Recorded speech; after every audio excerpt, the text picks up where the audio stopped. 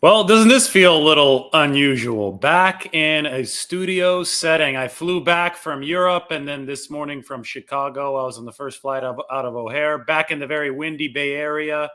And those little fun videos that we did from the road, those are now in the rearview mirror. Of course, I'm going to continue pulling out the camera, doing a quick 49er show from wherever I get a good sandwich or a good meal, but that will be in the United States, at least for the foreseeable future. The week and a half in Europe, the Czech Republic, Prague, and Italy is over. I'll tell you what, it was a perfectly timed trip as far as length went. Saw so many cities, ate so much food, was able to share a lot of the experiences with you, but I'm ready to be back here with the better camera quality, with the better internet, talking some 49ers football. And I understand that some drama regarding Deebo Samuel went down while I was gone. So the first thing I did today, this morning at 6 a.m. when I sat down on that United flight from O'Hare to SFO was write this article that you see on the screen about Deebo Samuel. Deebo Samuel's situation and a recent contentious 49ers negotiation. Is $25 million per year a magic number? You may be wondering what that recent contentious 49ers negotiation was. Spoiler alert right now, it was George Kittle's negotiation less than 2 years ago. There are a lot of parallels that we can draw between how the 49ers ultimately executed a deal with George Kittle and what might happen with Deebo Samuel moving forward. But I'm going to go through all of this because a lot of it, I addressed it with a few videos from some cobblestone streets over there in Europe talking about food and talking about Deebo Samuel, but we didn't get to put it all into one place. I was able to write it all, put it into one place with that article on The Athletic, which I'm sharing with you right now in the comment section. I believe we still have $1 a month going on. And at the end of this, some of you already know the news. At the end of this video, I will share some other exciting news. It's contractual news as well. It's draft pick kind of news. I put it out on Twitter, so I'm sure everybody already knows, but stay tuned to the end and we'll have some fun personal info. But in that comment section right now, you can take a look at the article that is up on your screen. $1 a month on The Athletic. Make sure to check it out. And we're going to go through some of the talking points there, answer some of your questions right now. First of all, hyper analysis of Deebo Samuel's Instagram behavior is extremely tiresome.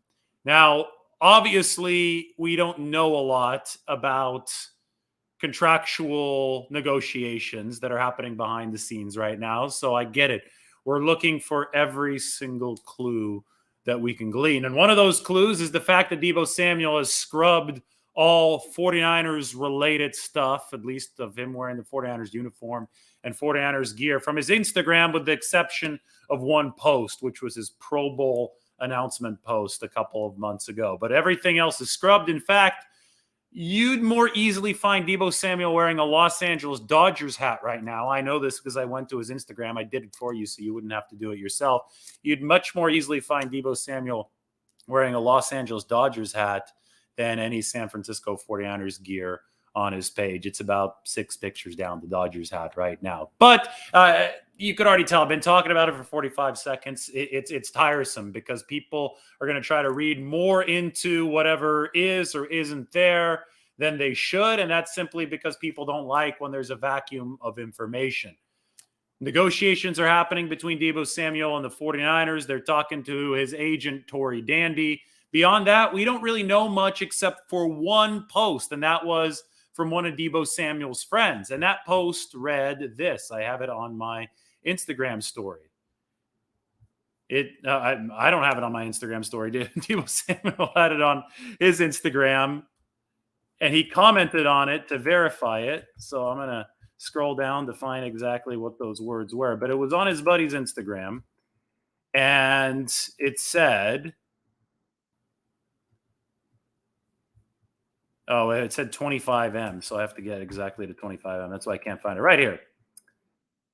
If it ain't 25M a year, we don't want it. And then I note that the receiver himself endorsed the message in the comments section. Deebo Samuel commented, he agreed with it. But his buddy down in Miami said, if it ain't $25 million a year, we don't want it. That is the only piece of truly substantive social media news and social media clue that we have in this whole Deebo Samuel saga. Yes, we can talk until we're blue in the face about Deebo Samuel scrubbing his Instagram of all 49ers references. But at the end of the day, we can't definitively link that to any meaning. However, when Deebo Samuel endorses a post with a comment that says, we ain't taking it if it's less than $25 million a year, we finally have a number to work with. And to me, that's really interesting and that's relevant because we look at the wide receiver table right here. And it's changed a lot here in the offseason of the big money wide receiver. Make this a little bit bigger. But last time we looked at this one, Julio Jones was at the top of the list, but Julio Jones' contract has obviously since expired. He's no longer a member of the Tennessee Titans. And you have two new leaders. Tyreek Hill traded to the Miami Dolphins and Devontae Adams traded to the Raiders. Average per year is the first column. That's going to be the total contract value divided by the contract length, the amount of years, and fully guaranteed money, which I think is a little bit more important to agents, and it's actually more substantively important, is in the second column. Hill leads both categories, $30 million per year, $52.5 million fully guaranteed. Devontae Adams signed at $28 million a year. DeAndre Hopkins, $27.3 million. That was the previous high water mark before this recent flurry of the past month. And then you got DJ Moore at 20.6 and Keenan Allen at $20 million. So Deebo Samuel and his friend posting that $25 million per year or we're not talking.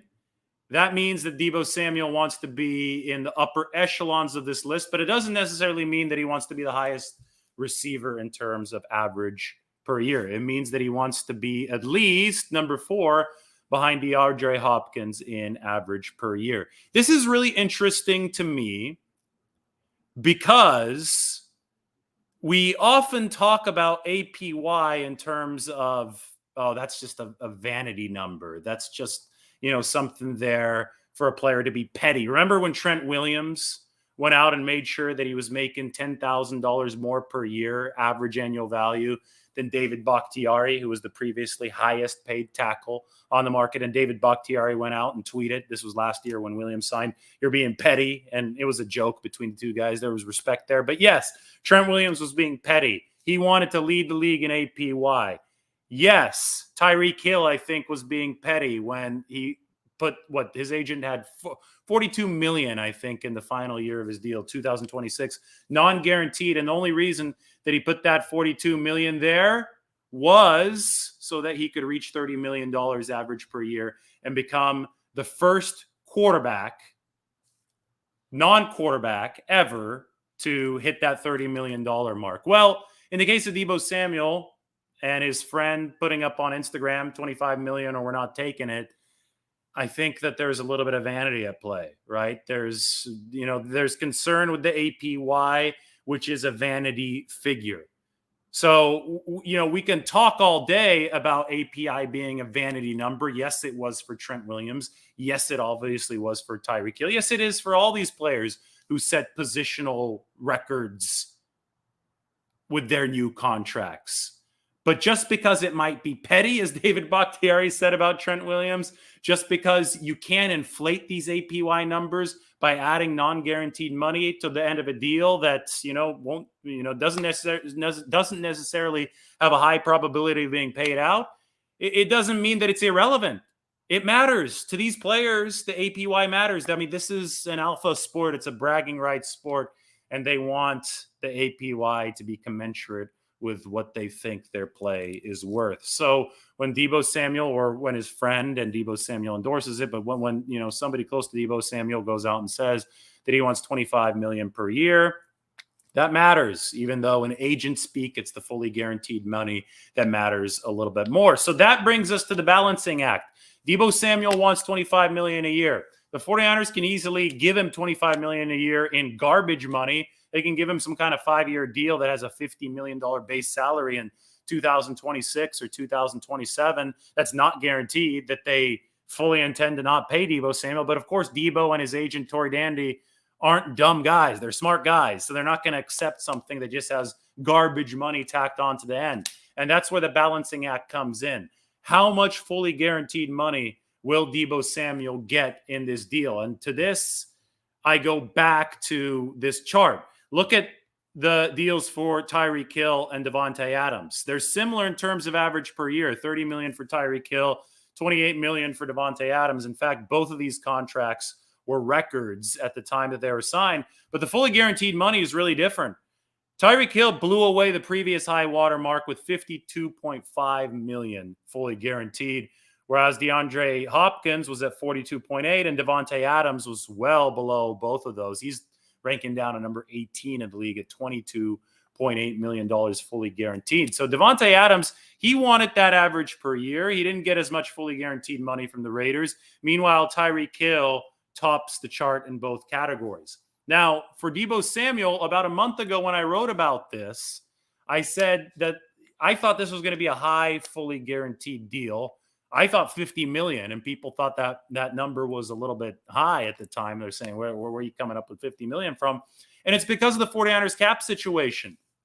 If you give out a huge signing bonus, you can stretch out the cap hit over the course of up to 5 years. And because the 49ers are in a tight spot, because they want to make sure that they keep Deebo Samuel's cap hit, which right now for 2022 is scheduled to be about 4.9 million, but they want to make sure that it doesn't get any higher, and maybe they could even get it lower. They're going to want to play around with these big upfront bonuses to be able to stretch the cap impact into the future. So Deebo Samuel would win in that scenario, right? He'd get a big bonus up front, which is what he wants, financial security right now. And the 49ers could also win because they could stretch out the cap damage into the future and work with the tighter situation that they have right now. So for that reason, I thought that a really big signing bonus or a really big amortized bonus, which could also include a roster bonus, was really possible here early on. And about a month ago, that looked like kind of a funny claim, right? Because you looked at this list on your screen and it didn't include Tyreek Hill or Devontae Adams. Especially didn't include Tyreek Hill because he hadn't been traded from the Chiefs and hadn't signed that new mega deal with the Dolphins yet. But now that Tyreek Hill has signed for 30 million average per year, but even more importantly, 52.5 million fully guaranteed, I don't think that for Deebo Samuel, 50 million fully guaranteed is completely out the window anymore. In fact, to me, it seems that it's becoming a increasingly likely or increasingly possible bet, especially considering the fact that Tory Dandy represents Deebo, DK Metcalf, and AJ Brown. So you already have Tyreek Hill having set these extraordinarily high parameters for the receiver market. 30 million for APY, 52.5 million fully guaranteed.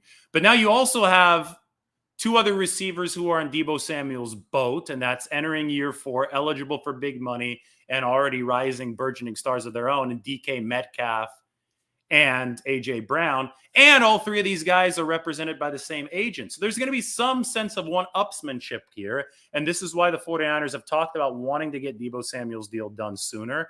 But does Deebo Samuel really want to get his deal done sooner? It's a game of chicken, like we saw last year between Fred Warner and Darius Leonard. The guy who signs second or third is going to be able to get the pot sweetened a little bit, as opposed to the guys who signed first or second.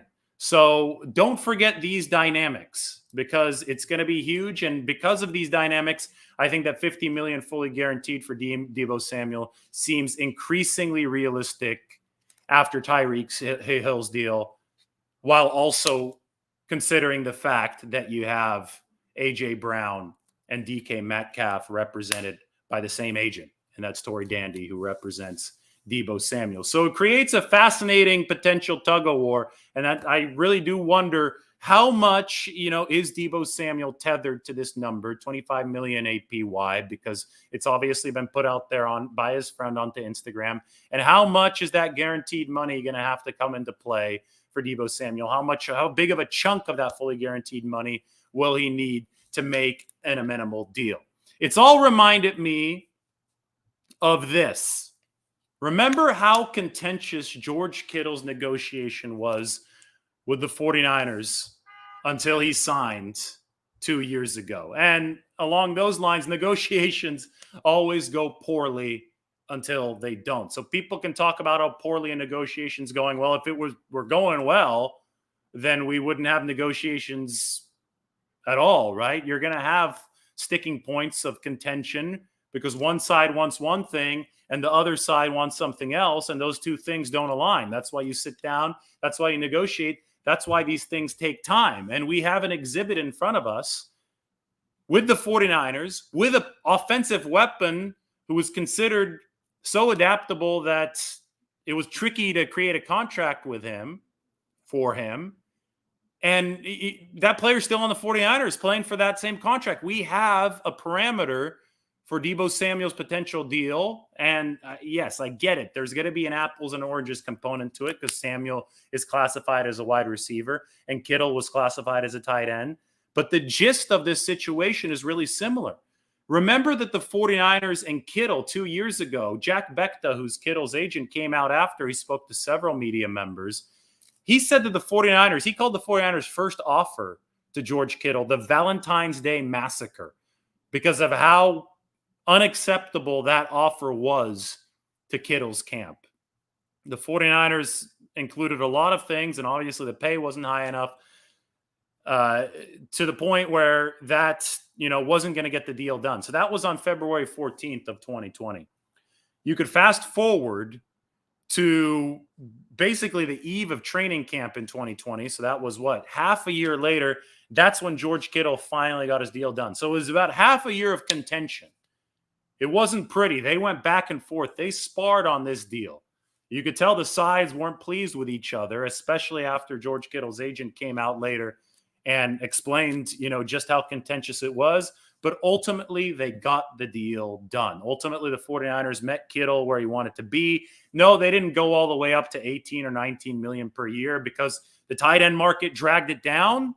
But they did find George Kittle in a spot that acknowledged that he was a special weapon at that tight end position, that he was doing unprecedented things, playing wide receiver, lining up in the backfield, blocking in a way that such prolific passing game targets couldn't. The 49ers finally had to sit down. And even though George Kittle still had another year on his rookie deal left, even though the franchise tag was going to be a possibility for George Kittle moving forward, everybody sat down and got the deal done because it was in the best interests of both sides. So it was a great example of negotiations always going poorly until they don't, until that deadline pressure forces you to sit down and come to a deal.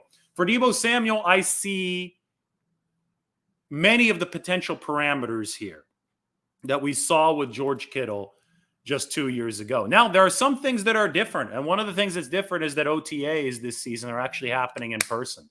In 2020, it was interesting because you only had players meeting over Zoom. They didn't have to expose their bodies to potential injury. And that's one thing about financial security that George Kittle wanted in 2020, that Deebo Samuel wants right now. You want that check of that signing bonus. You want that to hit your bank account before you have to go out there and face contact again, before you go out and partake in a practice where an injury can, mean millions of lost dollars, can completely alter the course of a career.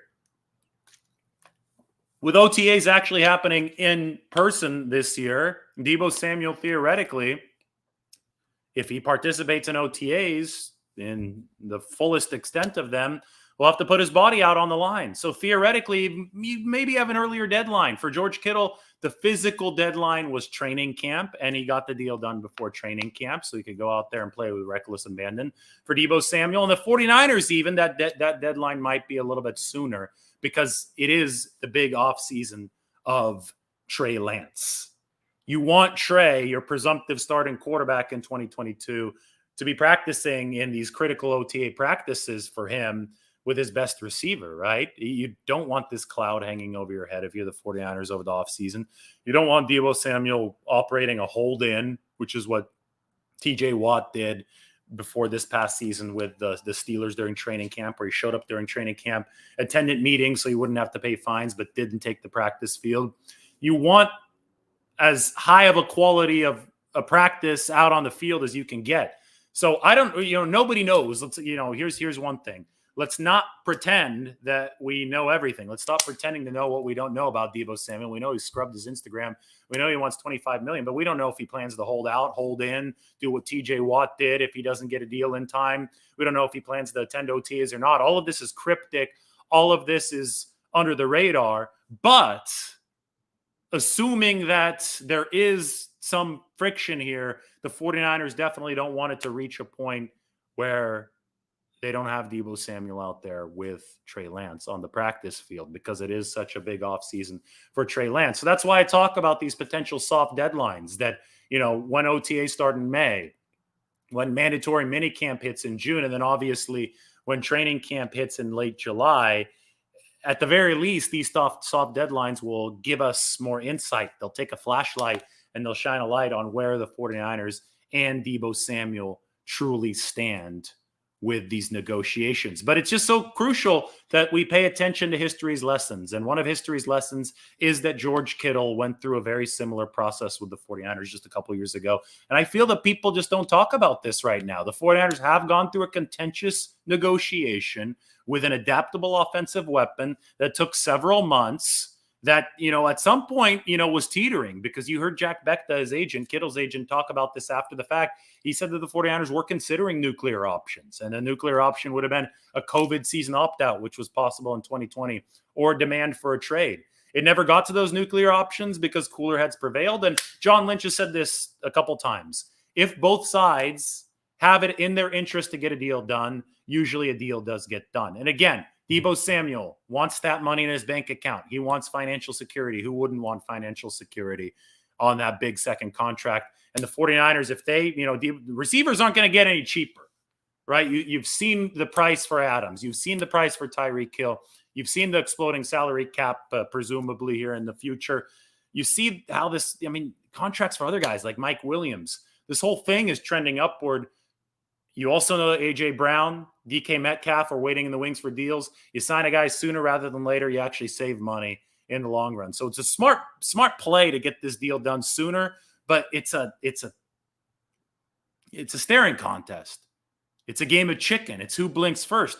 Deebo wants this. He wants his money now. 49ers want to pay him sooner, but Deebo also probably wants a little bit more, knowing that DK Metcalf and A.J. Brown, knowing that whoever goes last out of those three is going to get the best contract. And if it is a little bit about vanity, if it is about APY, as has been indicated, 25 million APY or bust on Instagram, you saw with Trent Williams, it was about that. You see it at all these positions. If it is about that, well, yes, that there are going to be egos involved. Yes, social media may come into the fold. But at the end of the day, both sides have common ground as far as a goal of where they want to be in this deal. The 49ers want the security of Deebo Samuel under contract for a longer period of time. They want a happy player. They want somebody who's going to produce. They don't want a cloud over their locker room.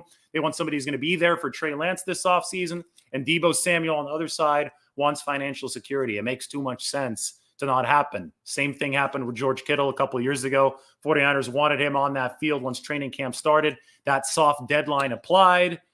George Kittle was on the field when training camp started, happy with his new contract. So it's just so important to realize that these situations share a lot of the characteristics from time to time, and that the 49ers have already been through something very similar in a not so distant past with George Kittle.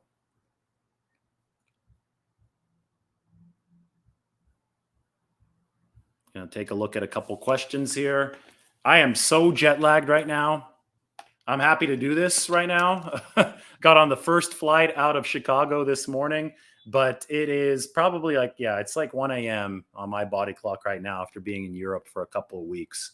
So everything is in kind of a haze as I'm looking at some of these comments up on the screen. It's so windy outside, by the way. I like this comment from Matthew. Ayuk is licking his chops. Ayuk is next, but Ayuk has to put up a big year. The reason that we're sitting in this position talking about Deebo Samuel in this way is that he put up a monster 2022 campaign or 2021 campaign. The guy was top 3, top 4 receiving efficiency. That's just as a wideout. That's standing alone on his wideout credentials. But he averaged 6 yards a carry as a running back. And then he was a great kick returner for the 49ers. He was the heart and soul of what the 49ers were doing offensively. in 2021. Tough as nails out there, bulldozing people, setting a tone. The 49ers want these guys that set a tone because they're trying to zag while other teams are trying to zig from a physicality standpoint. So, every bit of Deebo's desire for a new contract is deserved based on how important he was to this team in 2021. But it's always a negotiation because on one side, the 49ers have Deebo under contract, under his rookie deal through 2022. And they can apply the franchise tag past that. And the franchise tag this year for receivers was worth less than $20 million. So you're talking $25 million on one end. The franchise tag is going to be cheaper than that. So the 49ers have leverage too, especially since you could really punish a guy for holding out these days, for not playing. The new CBA is really team friendly in that regard. So the 49ers have leverage, but it's also in their interest to get something done. It's never a zero-sum game, right? It's never a situation where it's one guy wins and the other guy loses. This is why you negotiate, so you can find that gray area in the middle where both sides can walk away feeling that they have bettered their situation from what it was prior to the start of the negotiation. And for Brandon Ayuk, it's going to be the same thing. If he could put up a massive year in 2022, he can be sitting down at the negotiation table come next offseason with the 49ers. And I'll tell you what, I think everybody wants that as part of the organization. If the organization is facing this problem every single season with guys trying to set the market, man, that is a very loud siren. A lot of fire trucks outside. Hope everything's okay. But if those of you who are watching on the peninsula, I'm sure you could probably hear the same fire trucks that I'm hearing. But anyway, every year, if you have players trying to set the market at their respective positions or, at least break through with really big deals. And I know the 49ers go through this process a lot. It means you're doing something right as far as player development or player selection is concerned. So we'll see what the story for Ayuk next year will be.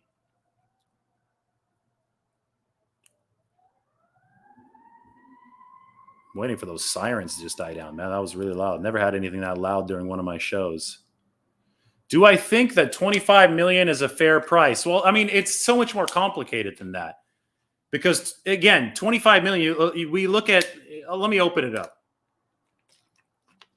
Open up Over the Cap here really fast. We'll go to Tyreek Hill's deal on Over the Cap.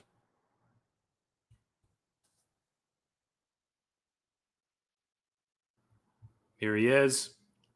We can make this a little bit bigger for you guys. Over the Cap is a great website.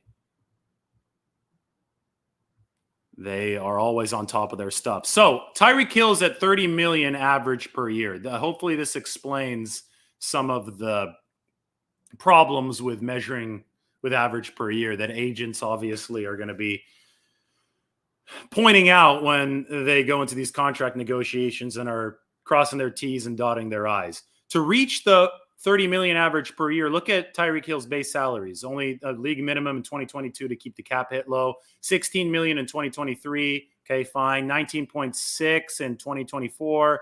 21.9 million in 2025. Okay, all reasonable numbers, right? As far as base salaries. Okay, now look at 2026. $43.9 million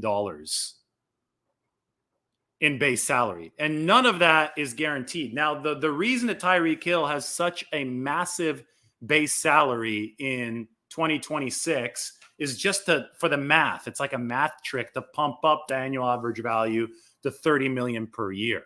He has exactly a big enough base salary, just doubles all of his other base salaries just to pump up the value of the deal. Now, it's not even likely he gets paid that because it's not guaranteed money. That's way out in the future in 2026. So you can construct these deals to make the agents look good and make the players' egos feel good. Oh, I'm the first non-quarterback to make $30 million per year, even though it doesn't mean anything. It's paper that can be burnt. It's not guaranteed money, which is why the second column in this chart that I prepared in my article is so important. The first column, you could have all the fluff there. You could have the average per year. You could have the vanity plays in there. It's the second column where the meat is, where the guaranteed money is. Now, to Tyreek Hill's credit, he also set the bar for fully guaranteed money. So I'm not saying it was a bad contract, but I'm saying that $43.9 million in the final year really artificially pumped up the price. Now, vanity is important to these guys. again, I mentioned this earlier in the show, but Deebo Samuel's friend came out and said he wants 25 million APY. Trent Williams intentionally signed a contract with a lot of, I don't want to say fake money, but a lot of fluff money just to earn $10,000 more per year than David Bakhtiari. Every single position group has a new leader every time because APY matters to both players and agents. So it could be petty, it could be a vanity play, but it still is relevant. So with 25 million for Deebo Samuel, we're talking about being a fair price. Well, 25 million could come in a lot of different shapes and sizes when we're talking about average per year. Is it 25 million with a ton of fully guaranteed money, or is it 25 million with a lot of fluff? And to me, I think the Deebo Samuel obviously wants the APY. He obviously wants the vanity play here. But I think that Deebo Samuel also, and Tory Dandy's a good agent. He's also representing Metcalf. He's also representing A.J. Brown. He's also going to want the second column on your screen. He's also going to want that fully guaranteed component. And that's where the 49ers are going to have to go into hardball negotiations with Deebo Samuel. That's why they went into hardball negotiations with George Kittle. And that's where the deadline pressure has to help you out. Deadline pressure for Kittle was training camp. Maybe deadline pressure for Deebo Samuel's earlier. Maybe it's, OTAs because the 49ers want him on the field there with Trey Lance. But again, I have to preface everything that I'm saying right now, every single thing that I'm saying right now with this. Let's stop pretending to know what we don't know, because we honestly are reading a lot into social media posts. All we know is that Deebo Samuel's friend posted that they want 25 million per year. But as I've just explained over the past 5 or 10 minutes, there's so much context behind what 25 million per year means as far as how much fully guaranteed money is behind that and this and that in a vacuum is just not that useful of a statement, right? So we need more information. And I do not consider Deebo Samuel scrubbing his Instagram of 49ers uniform pictures to be information that makes us smarter right now. Let's just put it that way. We absolutely need more information. But yeah, 25 million per year with 50 million fully guaranteed. Absolutely. I think that'd be a fair deal for Deebo Samuel. We just don't know where those full guarantees stand right now. And we also know that the 49ers have taken their time historically in some of these contract negotiations. All right, let's take a look at a couple more questions, and then I got to go rest. We've already been going for more than 30 minutes. I got some more news coming up, too, so I'll give you guys the news here in a second. This is a good one. If Deebo's in a powerhouse year, the next year, 100%, he deserves 25 million in guarantees per year. It's not guarantees per year. It's 25 million per year. Guarantees, I'm just measuring fully guaranteed money. When it's 50 million fully guaranteed money, that's over the life of the deal. 25 million guaranteed per year, that's like quarterback money. I don't think any non-quarterback is making that much guaranteed per year. Tyreek Hill is leading the way with the receivers, 52 million fully guaranteed. Now, Brent brings up a very, very salient point in that he wants Deebo Samuel to show off his prolific 2021 level production for an entire other season. And that's one of the big concerns with Deebo Samuel. He was good as a rookie in 2019. Then he was hurt all the time in 2020. And, that stretched all the way back to the broken foot that he suffered in Nashville during those offseason workouts, the voluntary workouts of the players. So his 2020 was thrown off the rails. And then he was obviously excellent and durable in 2021. Are there durability questions with Deebo Samuel? I don't think there are concerns. There might be questions, though. But if he goes out and does the same exact thing in 2022, well, then, wow, then you really have a consistent superstar on your hands. The problem is, A, he's going to be a lot pricier by the time that the 2022 cycle comes up and this happens. So you want to get a head start on that. And B, he's going to be very disgruntled. So disgruntled that you might miss really valuable time. Deebo Samuel at voluntary OTAs with Trey Lance and Deebo Samuel potentially in training camp if he holds in, which means that he's only going to meetings and isn't working with Trey Lance out on the field. So I think it's worth something for the 49ers to maintain cohesiveness, to keep a good workplace environment.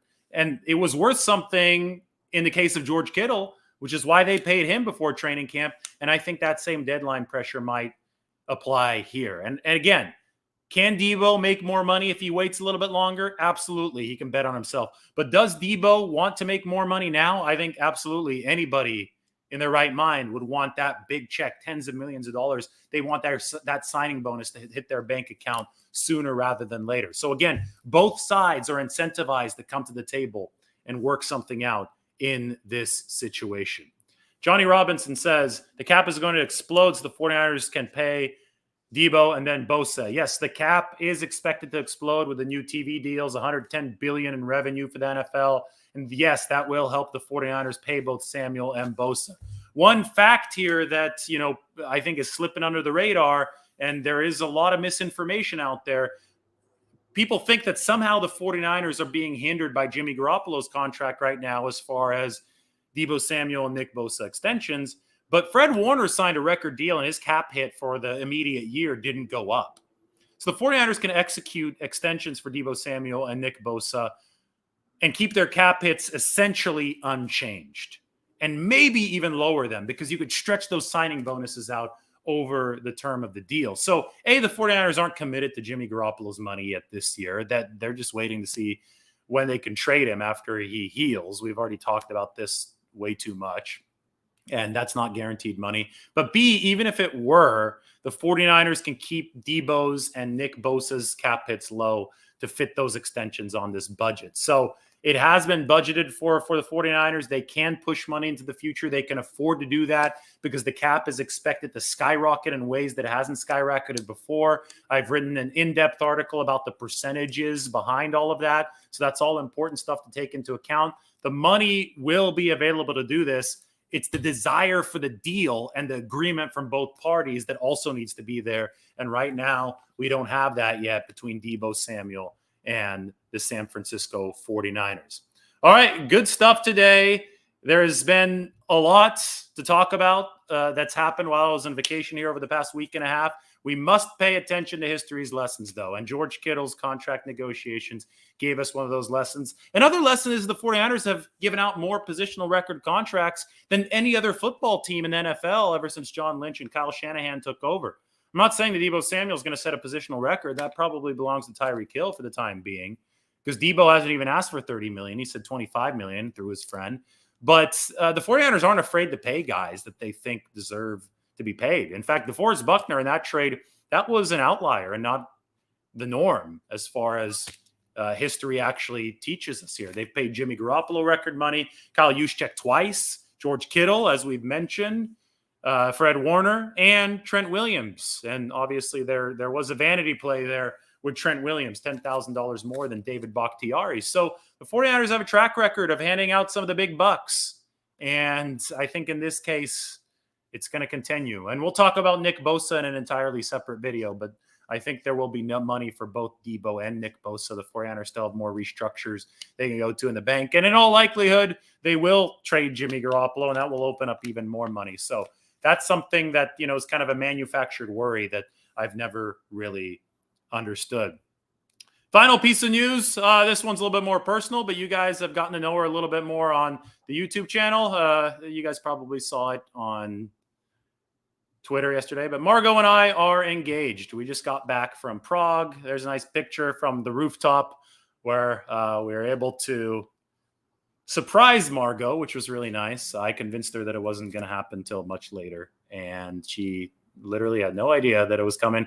In Prague, it's my ancestry's from that side. My mom's from there. So the Hotel Aria in Prague, those guys are awesome. I believe they hosted Andrew Luck his wife is Czech, a former gymnast. I believe they hosted him there and some football guys for a wedding. I didn't know this until I was there, but they were able to give us the rooftop. And it was a funny story because it was overcast during the day. And I changed the plan because I wanted to make sure that it was completely dark outside and the city was all lit up so you couldn't tell that the sky was gray. Then it started flurrying snow and stuff. But anyway, Margot, she's come aboard here the last couple of years, been on some of the lives, been to some of the 49ers games. You'll probably see her around at some games moving forward this next year. So if you see her, make sure you say hi. She's gotten to know the team and talking about the team pretty well, and she was a cool contributor. So that was some exciting personal news. So thank you guys for following along. It's been fun. It was a good couple weeks, and now we get to go back to talking about Deebo Samuel's Instagram. Great. Just splendid, just really fun, right? But anyway, no, this is what it's all about. You talk about the personality in the NFL. These guys, this is why I like covering it more than college football, because you do have you, you do have some of that drama that I feel you don't have in college football when it comes to the contracts. And with Deebo Samuel, let's not pretend that we know more than we really do, because we don't know all too much. But hopefully over the course of the past 40 minutes or so, I've illustrated what we do know, what we don't know, and what we can learn from. And we can learn from George Kittle's deal just a couple years ago, because I do think that it had a lot to do with what Deebo Samuel was here. Make sure that you subscribe to this chat section right now. That's the article on Deebo Samuel that I wrote early this morning. It's $1 a month for The Athletic, I believe. Still, that's the breakdown that you guys are going to get, and that's the, I would hope that it's the most fair evaluation of this whole rather cryptic and confusing situation out there on the 49ers section of the internet. So check that out. It's in the chat section. Subscribe to The Athletic. Subscribe to this channel. Appreciate you all. I need to go. Maybe I'll record one more video today, but I'm hella jet lagged, so I got to go get some rest. Appreciate you, and everybody take care.